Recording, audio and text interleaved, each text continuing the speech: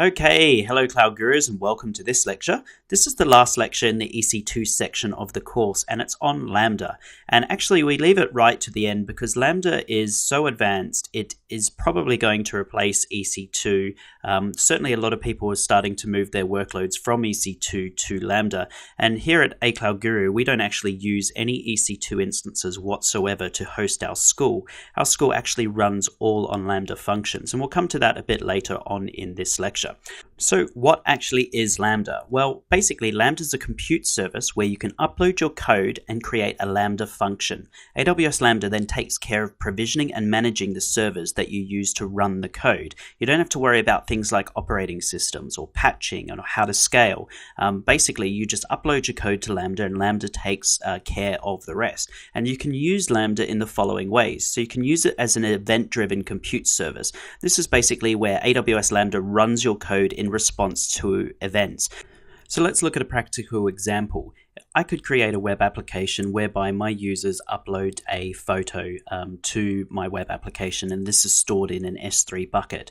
Now, as soon as that photo is finished uploading to S3, this could trigger a Lambda function, and basically a Lambda function would go in and turn my photo into a thumbnail. So you can use Lambda to do all kinds of things, not just thumbnail generation, but you can do it, use it to transcode videos, for example, or you can use it to process logs. There's a whole bunch of different functionalities you can use Lambda for, and that's basically event-driven compute service. You can also use Lambda as a compute service to run your code in response to HTTP requests using the Amazon API gateway or API calls made using the AWS SDKs, and that's exactly what we use at A Cloud Guru. We don't use EC2 instances. Every time you visit a web page on A Cloud Guru, you are actually interacting with Lambda. Lambda is responding to your laptop, to your mobile devices, etc. And if you actually go to read.acloud.guru and go through our blog, you'll see a blog post from, I think it was in around October, where we wrote out how we use Lambda and how we have developed our school. And it's completely serverless. So we use an entire serverless architecture. So we have AngularJS apps running in the browser across all devices, so across your iPhones, your iPads, your laptops, etc. And these then communicate through the AWS API gateway into Lambda functions, and basically it's Lambda functions that are responding to your devices as and when you access our content. So it's really fascinating. We actually use Lambda a lot. Also, every time I record a new video, I upload it to an S3 bucket, and Lambda goes in and starts transcoding that video for me, and it transcodes it to all different types of devices. So that's how you are able to view the videos on your iPhone, on your iPad, on your Android devices, as well as on your laptops. It transcodes the video to fit the default resolutions for those devices. So we think Lambda is absolutely amazing. So in terms of what Lambda actually is, if you think of traditionally in terms of your IT infrastructure, you've got data centers. That's the first thing. Then you've actually got the racks and the hardware. So you've got your individual servers, you've got all your networking gear, you've got your SANs, you've got your physical firewalls, you've got your load balancers. That all goes into your racks. You've then got your assembly code and protocols. So these are your things like your machine code, your TCP, IP, etc. You've then got your higher level languages. So these are things that basically write your operating systems. You've then got the operating systems themselves. So you've got Windows, you've got Linux, etc. You then have the actual application layer, and the application layer can consist of your applications themselves, or it could be the command line tools that you use to call AWS APIs. And then on top of all this, you've got Lambda, and basically Lambda encapsulates all of this, except you no longer have to worry about anything above the Lambda stack. So all you have to worry about is your code. AWS take care of everything else. In terms of the languages that are available for Lambda, you've got Node.js, you've got Java, and you've got Python. Now, these languages are as of January 2016. I would not be surprised if more supported languages were added to Lambda. So how is Lambda priced? Well, the great thing about Lambda is it's priced in two different ways. It's the number of requests, and you get the first 1 million requests are free, and then you're paying 20 cents per next million requests thereafter. So if you break it down on a request basis, it's really, really cheap.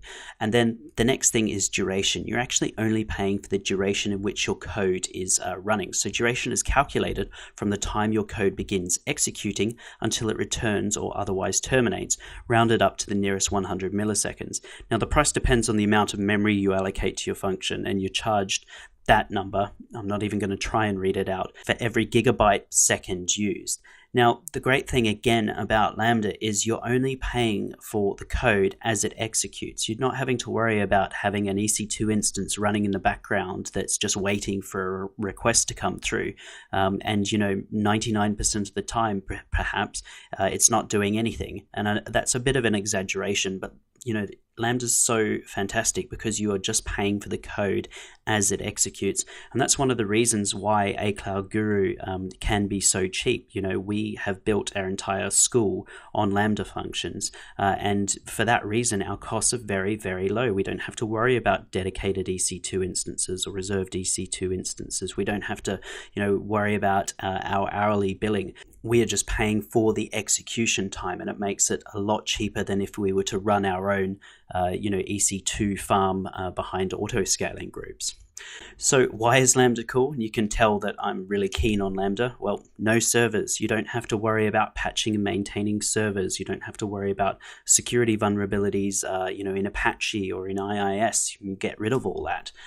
It also continuously scales. So again, you don't have to worry about auto-scaling groups and minimum numbers of instances and maximum number of instances, etc. Lambda automatically scales to meet the demand on it. And then it's super, super, super cheap. So it's a lot cheaper to run Lambda functions than it is to worry about things like, always having EC2 instances that are on that might not necessarily be doing anything.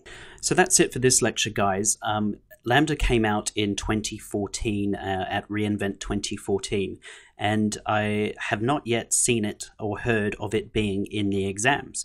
That being said, it's still really important to understand what it is, and I wouldn't be surprised if it makes its way heavily into the exams in 2016. But at this stage, to my knowledge, it's not in there. So if you do see it in your exam, please let me know immediately and give me some kind of idea as to what kind of questions that are being asked, so I can update this course with the relevant content.